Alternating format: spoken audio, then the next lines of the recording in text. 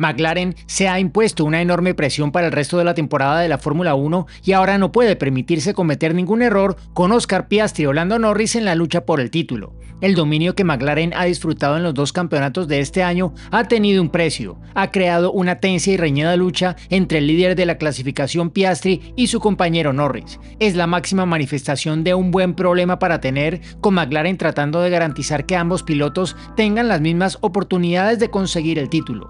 Pero está esforzándose demasiado y está esto creando un problema mayor que cualquier otra cosa en esta batalla.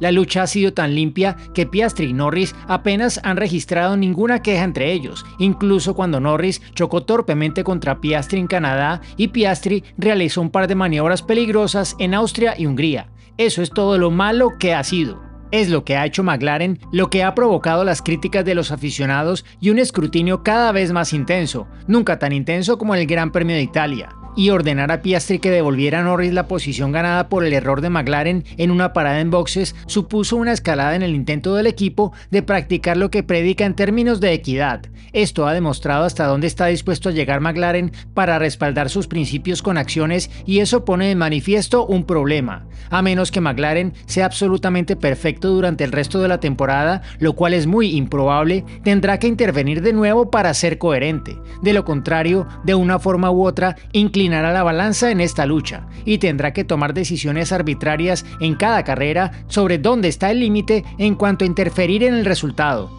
Aisladamente, eso fue muy fácil de hacer en Italia, un error flagrante del equipo cometido por una parte compartida en lugar de lo que podía definirse como el lado del garaje de Piastri en una carrera en la que era poco probable que Piastri venciera a Norris y una situación fácilmente rectificable con los coches corriendo juntos en la pista y sin amenaza inmediata por detrás. Pero puede que no vuelva a ser tan sencillo y depende de que los dos pilotos sigan el juego, lo que puede ser más difícil de hacer si hay más en juego que una diferencia de 3 puntos que Piastri podría permitirse asumir en esta ocasión. Sin embargo, no queremos quedarnos demasiado atascados en lo que ocurrió en Monza. Es lo que significa para otras situaciones, lo que deja claro lo complicada que es la situación que ha creado McLaren, aunque sea por buenas razones.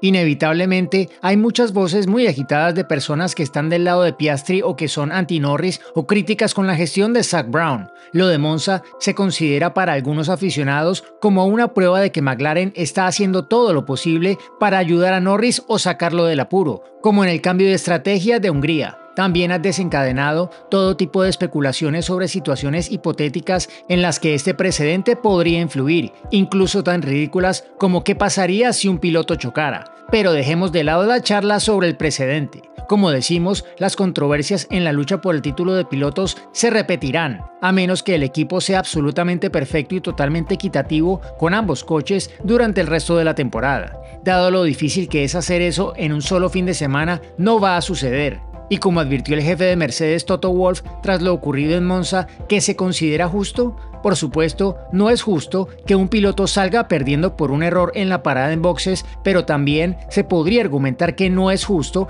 pedir a un piloto que va por detrás en la clasificación que renuncie a la oportunidad de remontar. McLaren se adentró en este terreno en una época diferente, con las dos primeras victorias de Mika Häkkinen en 1997 y 98, cuando ordenó a David Coulthard que dejara pasar a Häkkinen porque consideraba que este había sufrido un retraso injusto. En el segundo caso, porque Mika escuchó mal un mensaje de radio y entró innecesariamente en boxes cuando lideraba la carrera en Melbourne.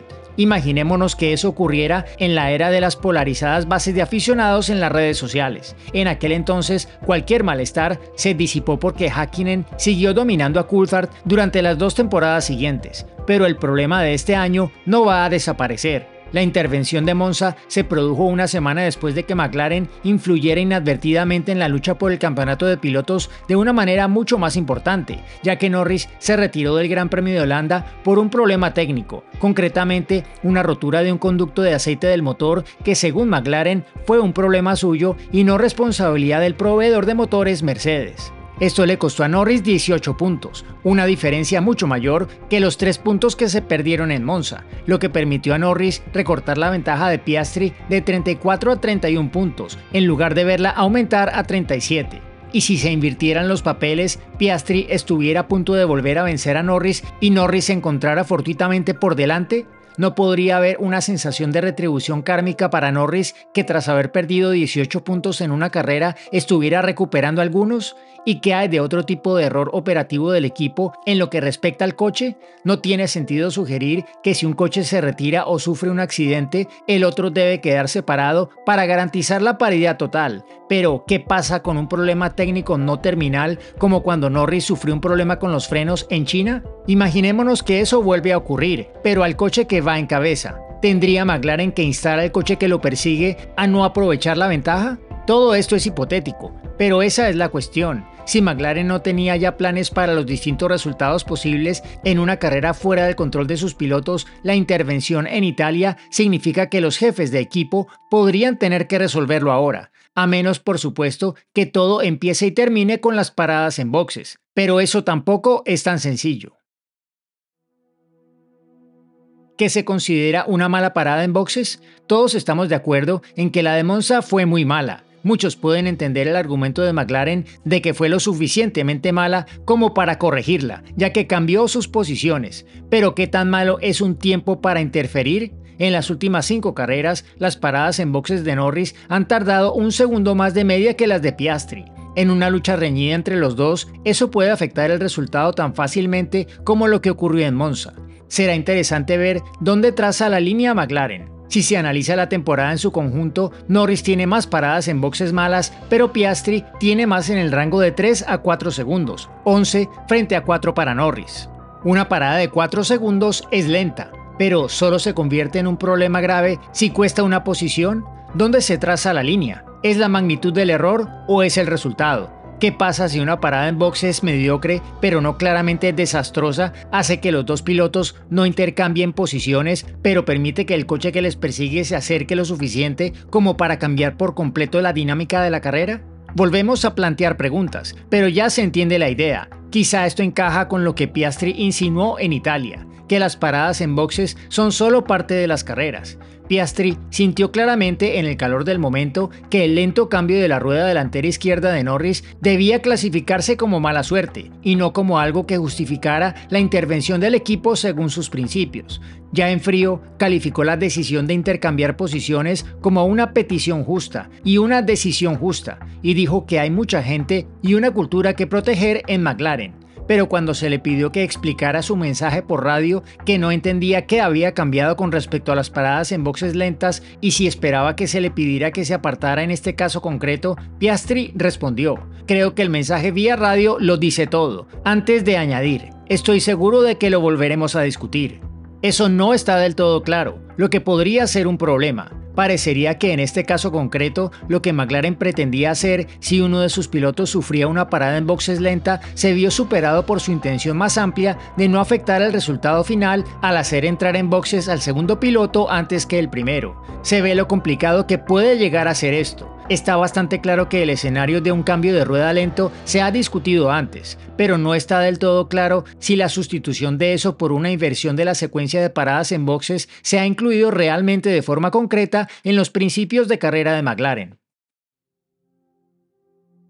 El hecho de que este tema dominara por completo la conversación el domingo por la noche después de la carrera y que también haya sido objeto de largas discusiones entre los aficionados, incluyendo numerosas teorías conspirativas relacionadas con el sesgo de los equipos, dice dos cosas. Una, que esta temporada de Fórmula 1 necesita desesperadamente algún drama real interesante. Y dos, la batalla por el campeonato se está volviendo muy divisiva, aunque esté sucediendo de una manera inusual. Se trata de un incidente real, no hipotético, por lo que no es de extrañar que haya suscitado más debate que el cambio de estrategia en el Gran Premio de Hungría o incluso el retiro de Norris en Zandvoort. Se trata de una interferencia directa, aunque sea correctiva e independientemente de la justificación, y es la prueba de que en última instancia es el equipo McLaren y no los pilotos el que genera la mayor tensión.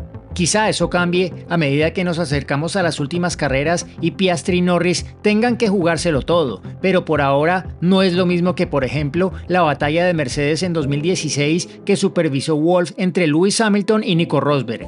Wolff cree que sus pilotos eran dos animales diferentes en el coche que no se guardaban nada cuando competían entre sí, mientras que el dúo de McLaren está luchando de una manera muy diferente. Ciertamente, no existe la misma animosidad personal que sustenta sustentaba la rivalidad entre Hamilton y Rosberg, y tanto Norris como Piastri desean hacer lo correcto por el equipo. Eso alimenta el deseo de McLaren de controlar muy de cerca ciertas circunstancias y al mismo tiempo intentar dejar a los pilotos libertad para luchar. En comparación con Mercedes, por ejemplo, los dos McLaren tienen una mayor flexibilidad estratégica, pero por otro lado está claro que el equipo espera y los pilotos aceptan que esto les obligue a plegarse a veces cuando no quieren. Esto no ocurriría en un equipo como Red Bull, por ejemplo, pero incluso en Mercedes los pilotos harían lo que quisieran. Hamilton ignoró las órdenes de equipo contra Rosberg más de una vez, por lo que no es que Mercedes no lo intentara, sino que era inútil.